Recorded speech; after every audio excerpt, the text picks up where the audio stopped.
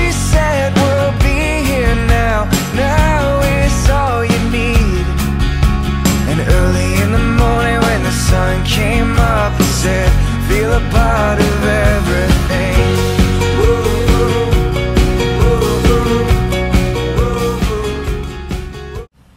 G'day from Australia, I'm Matt, and once again we're filming from our backyard in Byron Bay, and joining today is a good friend of mine, Jade. Hi. And the topic of today's conversation is eating with friends. Because mate, I don't know anyone else who has more weekday dinners than you. I do have a dinner or two, yeah. Every week. We've just been talking now about his specialty, which is ice cream, which he refuses to give us the recipe.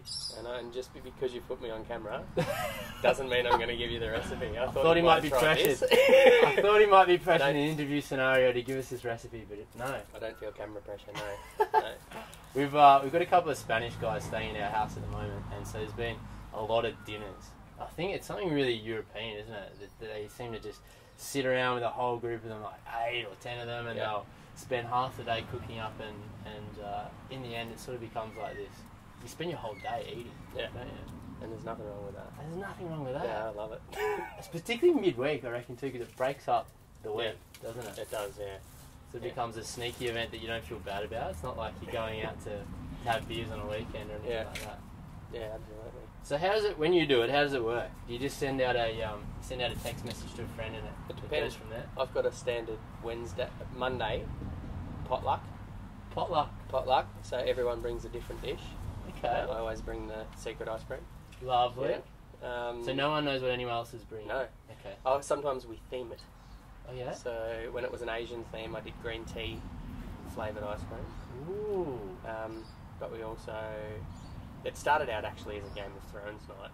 Game of Thrones. TV, it's a TV series. Yeah. Okay. Yeah, I'm sure. So an excuse to get everyone together and cook food. And cook food, yeah. Oh, okay. The viewing would happen later, and some people would even fall asleep because the food was so good. And not actually get to Game of Thrones. That's it. Yeah. I like that. I like how food can be an excuse as well to get together. So what happens is that, imagine when you get so many people in one spot bringing a different dish, does it get competitive? Do you end up like rating, so like, you know, there's MasterChef and all those like cooking shows now. You're finishing a dish and give it an out of 10? Not really. It depends. If someone spooks a bit and says that they're good at something, they're going to cop a rating. That's dangerous, isn't it? It is dangerous. If you say I am the best at this, then they're going to get rated. I went to one the other night and I didn't have time to prepare something beforehand, so I just took a bag of ingredients. Yeah. And my plan was to make banana pancakes. And I'd seen, you know, there's all these phone applications now where you can get like funky recipes. Yeah. Well, I had this one recipe from a phone application, and I had 8 of the 10 ingredients, and so I just improvised with 2 other ingredients. And because I brought everything with me, it looked like I knew what I was doing, and I was confident. What were the 2 improvised ingredients? Instead of buckwheat, I took coconut flour. Yep. And instead of cinnamon, I took honey. Okay. Buckwheat, coconut flour. You trying some sort of gluten-free thing? I was trying. I don't know. It was sounding impressive, and then I got there, and it just—I don't think it was a fault of the ingredients. Actually, I think it was in the method, and I don't know. I did something too early and too much of something, and then it came out, and it just looked like I actually put it in the pan, and it just went like it didn't hold together at all. It just went runny. Do you want a simple banana pancake recipe? Simple banana pancake. Simple banana pancake recipe. Go for it. 2 eggs. Yeah. 2 bananas. Blend them up. Try them. 2 eggs, 2 bananas. Yep. They hold together? Yeah, they do. So this one didn't have eggs. Yeah. Do you reckon that was where it went wrong? Because the eggs hold it together. Yeah, you need something to bind the dish. Bind it. Yeah. 2 eggs and 2 bananas, and that's it. Yeah. Is it sweet? A bit. Yeah. It's banana pancakes. You said you wanted banana pancakes. Banana pancake. Yeah. Actually, I learned this really easy one the other day. You get 8 or 9 bananas. Yep. You mash them together. You just get a fork and mash them together in a bowl. Put a bit of honey. Mixed nuts. So like whatever. You just buy one of those mixed nuts bags from the supermarket. Already said honey, didn't I? Yep. And 8 bananas, honey, mixed nuts. Honey, mixed nuts, and that's it. And you put it in a little pan. You put it in the oven, and it makes this amazing muesli sort of slice. Really? Yeah. Yeah, and the banana holds How together. much mixed nuts to Banana ratio. Banana ratio. See, that's where the that's where your artistic flair comes in. Really? Yeah. If you feel a bit nutty. You feel a bit nutty, just whack them, smash the whole bag. Yeah, right. I like these easy recipes. Do you smash them up a bit? Or they The just nuts? go in there? No, they go in whole nuts. Yeah, so you get one of those really sort of solid type of slice. Yeah, it's got the nuts coming out of all sides. Yeah. It's a good one though. Quick. I like the quick recipes. Yeah. So 2 bananas and 2 eggs. 2 bananas, 2 eggs. I'm gonna try this. Yeah. I forgot to do I didn't get time to do the ice cream for one of my Monday dinners, and my secret is an apps at the last minute. It's my sister. A who? An apps? No, you know how you said there's all these Master Chef apps and all these different phone apps to give you like recipes. Yeah. My app is my sister. Just ringing her, okay, I've got an emergency. I need this done by this time. What can I do? And she gave me a banana dish where you just slice the banana open and then stick like bits of chocolate in it. Ooh. And then just bake it in the oven in the skin. In the skin at all? Yeah, and then when you pull it out, you sort of peel the skin back and just eat banana and chocolate all gooey out of the skin. Oh. The banana's baked inside its own skin. That sounds really good. I like these arty ones where you get like the whole thing of the fruit, the peel and all. And I saw one recently, a friend did an apple. They had an apple and then they cut the middle out of the apple and they did...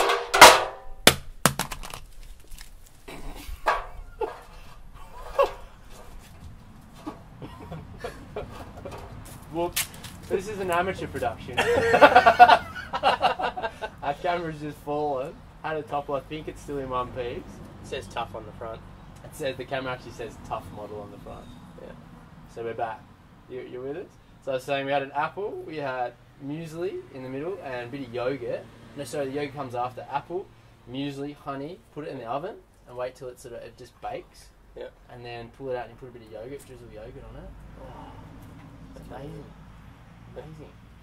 Do you feel the only thing I feel with these dinner parties is that you can't take the same thing every time. You get pressure there, sort of. You can if it's ice cream and you're the only one doing it. Ah, you found your niche. I found my niche, yeah. Hence not telling anyone the recipe. If I tell you the recipe, then we get both invited to a dinner party. And we both rock up with ice cream. Both rock up with ice cream. Could be a bit awkward. We'd have to do that thing where we ring each other and ask what we're wearing that night before we go out, so we don't look stupid. Don't want to be doing that with food as well as clothes. So does that not happen to this potluck night where everyone brings their own dish? Like if they don't know what they're bringing, it never happens that 2 people bring like the same thing or the same sort of thing? Oh, there's been a couple of different pastas. Yeah, okay. But you can always have 2 different pastas. And then if you get, what about if you get a pasta and you get a stew dish, or it doesn't matter? Yeah, no. We've had we had a quinoa salad with a coconut fish curry and some chicken and corn soup. And dumplings. I'm craving soup at the moment. It's really hot here at the moment in Byron, so it's not very soup weather, is it? Really, I suppose you could get some gazpacho or something. Actually, we just had that. Yeah, that's very interesting you said that. We just had it for lunch. We got these Spanish guys staying and they cooked us some gazpacho, that cold Spanish soup. Yeah. Oh, and they cooked amazing. Today? They cooked it literally like 2 hours ago. And you're already craving soup again? Yeah. Well, I've been thinking about it lately, like pumpkin soup as well. I haven't had a good pumpkin soup for ages. I do a good pumpkin soup. Yeah. It's a winter dish though. Yeah, it is. Yeah. Pumpkin soup's great. You do a cold pumpkin soup, do you reckon? You can do whatever you want. It's true. No that's why we grow up. Yeah. And leave home. So Mum can't tell us what to do anymore. You can just throw caution to the wind and put whatever's in the cupboard. Yeah. I think there's flair in that too. I guess the more you cook, the more you get to know what goes with what. But the people you watch them in their kitchen, they're not following a recipe or anything. They're just working with whatever they've got. I don't have that skill. I wish I did. My nan used to have that. Really? She was so good. You'd watch her cook a roast, and she'd she was like small and hunchback, and she'd pot around the kitchen. This plate would go on top of this pot to keep that warm while this was utilised, and then she was making this and just talked the whole time. It didn't even look like she was trying. That skill, isn't it? I'm checking the clock and making sure stuff's gone. That's true. Someone who can hold a conversation and they can do the cooking without fault. That's true. Yeah, I can't do that yet. I'm a recipe boy. Yeah, you reckon? Yeah. You reckon you're going to be able to? Practice, isn't it? It's practice. Yeah. I don't know. I think the more dinner parties you invite me to, the better I'll get. Sweet. We should have dinner tonight. Maybe we should do one right now. Mate, thanks very much for joining us. Anytime. Guys, don't forget to go to www.g'dayfromaustralia.com where you can download this episode, chatting with Jade, as well as a PDF document which has a transcription of the whole conversation here today with Jade, word for word, and all the phrases we've used and the vocabulary and things like that. Even when we said shit when we dropped the camera. Even when we said shit when we dropped the camera, yeah. Be the best thing to get out of this conversation. Guys, join us next time. We'll be chatting with another friend about something completely different. See you later.